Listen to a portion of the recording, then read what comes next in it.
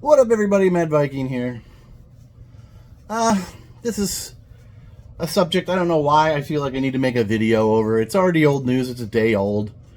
Um, but it's supposedly the biggest wrestling news ever released in the history of mankind, and it is the so-called retirement of Vincent Kennedy McMahon, the man responsible for bringing the WWE to the levels that it's achieved, the heights it's reached. But it's not a retirement that anyone feels is because, hey, I'm old and out of touch, and I feel like it's my time. It's a forced retirement, most likely brought on by the board of directors, because Vince is getting Me Too'd about 8 years too late. A lot of allegations started, well, not a lot. One started to surface, an allegation, then a past prior one that's been common knowledge for a while to most people about my age. And that was about the first ever female referee in the WWE. And no, I'm not talking about Jessica from NXT, who's on SmackDown or Raw, whatever she is now. It was a referee in the 80s or early 90s, and she was the first female referee, and apparently Vince forced her into his limo and supposedly raped her back in the day. And after this new allegation arose of being a payoff of about $3 million of a female employee who was pushed out of the company back in 2005, which got some people's brains working over time. Who could that be? Some names were bandied about, and of course one name was either Dawn Marie. Of course now I'm going to have a brain fart. Dawn Marie, Jackie Gata, and that Diva Search chick. Oh, I can't say her name, the redhead chick. And then she went to TNA and was an announcer and a manager. And then some more allegations started to rise. We don't know the timelines of these other women, but it went from paying women to shut up for $3 million, and now I believe it's up to $16 million that we know of. There's supposed to be even more allegations on the rise. One woman was supposedly paid $7 million to keep her mouth shut.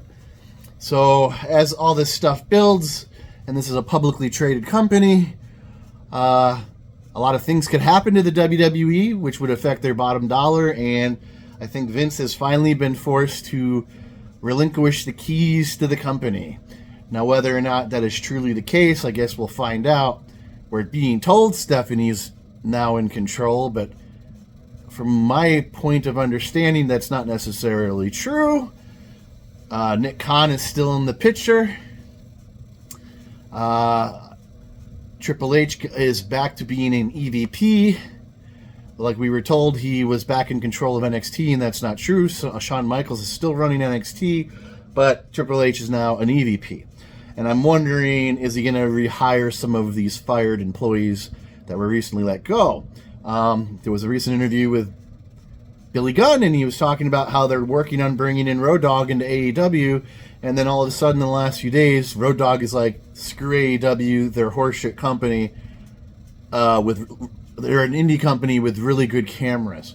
And I'm like, that's kind of a dumb thing to say if you're in talks with a company that you're trying to get a job at. So that would make me think, hey buddy, don't get a job at AEW, I'm back in power, you'll have a job in a week. So I guess we'll have to wait and see on that one. But there's a lot of Vince McMahon guys still in the company, like Kevin Dunn and Bruce Pritchard, and Laurinaitis. I would assume Laurinaitis is going to be gone. He's a part of this equation, at least in the one case of Vince's plaything. Apparently he gave him this woman to Laurinaitis to start using and abusing too, and he already has a history of being a douchebag, potential predator, and some of these stories that have been risen up since this has been made public, even Kevin Dunn is supposed to be pretty slimy, and like lots of wrestlers seem to hate him. Jim Cornette would stab him in the face if he could get away with it, but there was a story about how during the Diva Search era, which seems to be a Laurinaitis project, these women would be hired and then be persuaded to perform sexual acts for pushes and things like that. But Kevin Dunn would bring these certain women to the TV hotel. That's where the important people would stay. And then he would knock on their doors all hours of the night, harassing these women. So I would assume Kevin Dunn is going to finally be released after 40 years. I would say Laurinaitis, you're gone. Bruce Pritchard, I don't know. Bruce doesn't seem to have a history other than he's a Vince guy, I guess. I wouldn't say he's a Vince yes man, but I guess we'll have to see how that goes. I'm just wondering if we're going to see... supposedly they're going back to a PG-14 rating, but then it was said they're not going back to it right away, whatever that means. I think that would be a good thing, because now grown men can like have grown men conversations in the ring and not sound like children when they're supposed to be wanting to kick somebody's ass. I mean, maybe they can say shit and ass now on TV. I mean, some of the language is just childish, and maybe that'll be a thing of the past. Maybe now again we can say things like fans and straps and belts. I think the Vince-isms might disappear. We'll have to see. Maybe people will start to get their names back. Like Matt Riddle, I think calling him Riddle is just stupid. Here comes to the ring, Riddle. What is he, the Riddler? It's a dumb thing, because people don't know how to say Matt. I don't know. Austin Theory needs to get his name back. Calling a dude Theory is pretty stupid. Just about as stupid as calling somebody Butch. Maybe Tommaso Ciampa will be Tommaso Ciampa again. I don't know. Maybe this will be positive. I don't know. Supposedly when Brock Lesnar found out at the TV tapings that Vince was walking away, he supposedly was not happy and left the building. And it was just coming out when I was listening in the ride home, is that he was at the airport. He was leaving. And people are going to be like, yeah, but he was at SmackDown or whatever show he's on. I don't watch WWE anymore. I watch clips. I just don't watch. WWE's killed it for me many, many years ago. And my channel kind of focuses on that, or is obvious of that. I don't do pay-per-view reviews anymore, things like that. They've just... childhood watching of the product to adulthood, and I don't have any taste for it whatsoever. So, what was I getting at? Because I was starting to rant, now I've ruined it. It was the Vince-isms, the names. Vince will still be the head or the majority stockholder in the company. He will still have voting power. I don't think he would be on the board. So, I mean, I really don't think he's going to walk away. He might not. He won't be at shows and tapings and meetings, things like that. But is he going to have his hand behind the scenes? I still think so. Is he sees something he doesn't like? You don't think Stephanie or Paul are going to get a phone call? It's still going to happen. It would still happen, I think, for a long time, unless they just kind of start blowing him off and he figures it out. They don't give a shit what I have to say anymore, which I think is kind of a good thing. The Vince era, as sad as it might be, should have ended a while ago, or at least he should have relinquished some power, because the product's been bad for 20 years. There hasn't been a boom period when there should have been a few times. Hell, even TNA had multiple boom periods for them. They were pulling the same numbers that AEW's pulling, but AEW's pulling them consistently. WWE has been bad since the invasion. It just has. But what did I was talking about Brock. Brock did leave the building.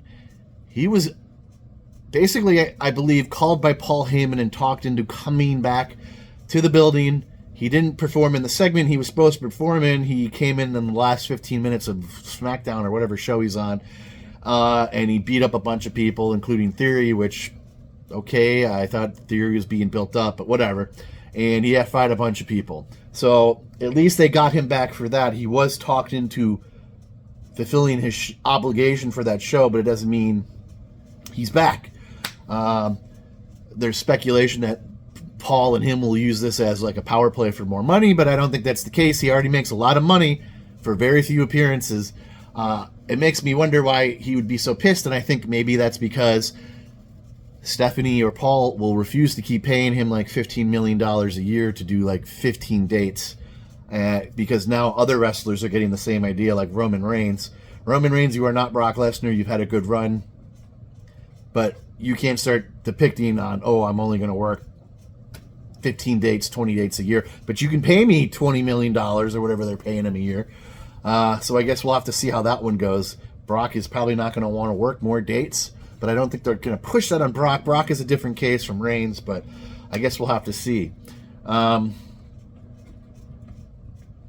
don't know what to think. It is weird because, like I said, Vince has been he's owned the WWE for 40 years. He was in the business for 50 when he was working for his his dad, and as a ring announcer and everything else. And so 50 years in the biz, and it's finally come to an end, maybe. I think this might have stopped the selling of the WWE because in my head, that was the only way this was going. Vince pushed Shane out. Vince got Triple H pushed out. And then the last peg was Stephanie. She got pushed out. And a couple weeks later, guess what happened? Some allegations came out from under a rock somewhere, and Vince was starting to be pushed out. And the only way some of these stories like on Vince could have come out were from people that would be in the know because they would have known about the payments, and that would be people on the board of directors. I bet you Tony Khan's on the board of directors, and if all the power figures in the company were pushed out, who's left? Tony Khan. Tony Khan, in my opinion, was brought in by Vince to eventually sell the company because Vince didn't want to, in my opinion, leave the company to his kids, which was the original plan, leave the company to Triple H, and then have them do better and kind of deface his legacy because he's an egomaniac. You want it to be like, aha, we told you once Vince was gone, things were going to get better. He should, the old man was out of touch. Nah, he's not going to want that. They could sell the company for God knows how much. Everybody would get $1 billion payout, like Steph and Triple H, and Vince would get a couple billion, and I don't know who else would. I don't know if Linda would or Shane, but everybody would have FU walking money to go do whatever they wanted for the rest of their lives. But if I'm Shane and Stephanie, and I've been told since childhood that I was one day going to take over the company, I sure as hell, that I've been working for since I was a teen, sure as hell wouldn't want my dad pulling the rug out from under us just in time for us to take over the company. And then he sells it to Disney, who's going to F it up because that's what Disney does. Look at Marvel. Look at Star Wars. You think they're going to fucking run WWE properly? No, they're not. It's going to be Disney Light. They're probably bring in Disney characters for F's sake. Every commercial will be a Pixar or Disney freaking movie trailer. I mean, it would be so unwatchable. Not that it is now, but I mean, you get the gist of where I'm going. It would just be ruined. The product would be dead and gone in probably 5 years. But they would own all that content for Disney Plus. And in the end, that's what a lot of people are looking for. That's why Peacock paid them, what was it, $1 billion? Or was it $3 billion? For a couple of years to run WWE and have the WWE Network on the Peacock. Disney really doesn't have a lot of content. Buying up 40 years worth of content fills a lot of holes, so I don't know. But I guess we're going to have to see how that goes. I still hope it doesn't get sold. Not that I want WWE to go out of business, but I mean, I don't think anybody wanted them to be sold to Disney. I sure as hell didn't want Fox sold to Disney, which meant, their portion of Marvel movies and their properties and all that stuff too. But it happened. I mean, money talks. So anyways, Vince McMahon is retired, semi-retired, forced into retirement. I don't know. Like I said, there's talk that more of these allegations are going to come up, but maybe they won't get so much focus now because he's gone, and I think that's the whole point of it. They probably see some stuff on the horizon, and they're like, Vince, you just got to go. You got to go. Because, what is it? The board of directors have to hold the interest of the shareholders over Vince and whatever, Vince and friends and Vince and pals. If they're messing up the company and they're messing up the bottom line, they have to act. And so I think Vince can still own the majority of the shares, but he was forced out. So Vince is retired. Another sign that we're getting old. I thought he was 80-something. I think, what are they saying? He's 72 years old? I don't know. I thought he was in his 80s. I thought he was, like I said, I thought he was 82 years old. Oh, and then when all this stuff came up, it was like Vince and Linda have been separated for, 15 years or something. And part of her divorce settlement is something around the tune of $80 million, and that's where she got the money to run for Congress once or twice, failed runs, because that was her share of, I guess, the divorce. I don't know. But they supposedly live in separate houses, which I always thought their relationship was weird to begin with. Just the storylines Vince would have girls in, they were very sexualized. Some were very filthy. And Vince seemed to really enjoy some of that shit. He was living out fantasies in the ring. And I was like, you can't tell me that Linda is not upset or knows something or whatever. There's too many Vince stories. I mean, especially in the WWE, there was the Ring Boy scandal. And there's just other people in the company over the years who've had stories like, who was it? The Brooklyn Brawler was supposedly forcing himself on people. It was like a playground for predators. So in this day and age and with social media and all that other stuff, it's kind of hard to keep that sort of mentality and that way of doing business under wraps when so many people can have a voice on so many different platforms. The things you could get away with in the 80s are not the things you could get away with now in the 2020s. So 16 minutes, I'm going to stop talking. I just felt the need to talk about that. I think it'll be interesting to see if Brock Lesnar really quits the company or not. He is supposed to be the scheduled main event versus Roman Reigns, and there was talks if he really does walk, they were going to call Goldberg up. Woo! But it's there's a lot of stuff in the pipeline with Brock Lesnar. So there's already some leaked photos of Ultimate figures of him having the Raw and SmackDown title. So I think obviously he's supposed to be beating Roman finally. Somebody's finally beating Roman at SummerSlam. I really wish he did it at WrestleMania. I think he kind of did when he had him in that armbar or whatever it was, and he dislocated Roman's shoulder. I think that was his attempt to injure the dude and keep the belt or to take his belt too. I don't know. I'm a conspiracy theorist. But obviously there's big plans for Brock, or at least plans for Brock to get the belts back. So if he walks, I think that obviously affects a lot of future matches and storylines and whatever else they have in the works for him. So I guess in the future days and weeks or whatever, we're going to have to see what happens to Brock. I don't think AEW could afford him, and I don't think he would run to Japan. Maybe he would. I don't think Japan's got Brock Lesnar money. It's not like it was in the early 2000s where they could bring him over there for whatever they paid him. Brock thinks he's worth $15 million a year for doing jack shit.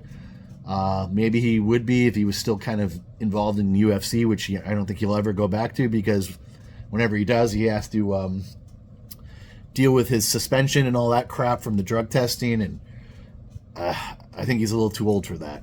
So that recognition that comes with Brock is kind of over with, other than you can say, hey, he was in UFC and he was a badass. But his price tag isn't going to be appealing to other companies. So, and I guess he's a Vince guy and he doesn't think he's going to get the play in the company like he did under Vince. I don't know. So we'll see.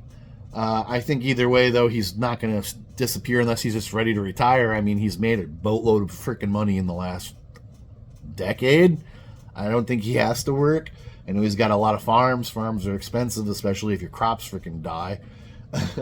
But I would assume he's very well off. So it'll be interesting. That's all I can say. Brock Lesnar walks or he comes back. But I think we'll win a SummerSlam in a week or two. I guess we'll know by then, right?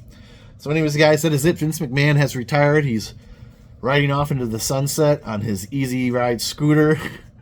Linda's somewhere with some Cabana boys being served Mai Tais, and Stephanie and Stephanie and Triple H are high-fiving each other and rolling around in a pile of money in their house somewhere, I'm sure. Shane, I don't know where he is, but I don't think he's in the loop for all this. And I doubt, maybe he would, maybe Steph would bring him back. I don't know. Because I think there was a little bit of family conflict there, because when Shane first came into the company back in the 90s and Vince was taking him around because he was supposed to be learning the business, it was said, he's going to take over the company one day. We got to teach him everything we know. I don't know that was ever a thing with Stephanie. Stephanie was always in the back picture. I forget what she used to do before she's in the position that she's in now, but it wasn't anything like that. And so I'm sure there's a lot of sibling rivalry. I'm sure Shane's kids and Stephanie's kids all think they're going to grow up and help run the company too, which will cause more conflict, you'd think. How many positions can Stephanie's kids and Shane's kids take up? Doesn't Shane have 3 or 4 boys and Stephanie has 3 girls?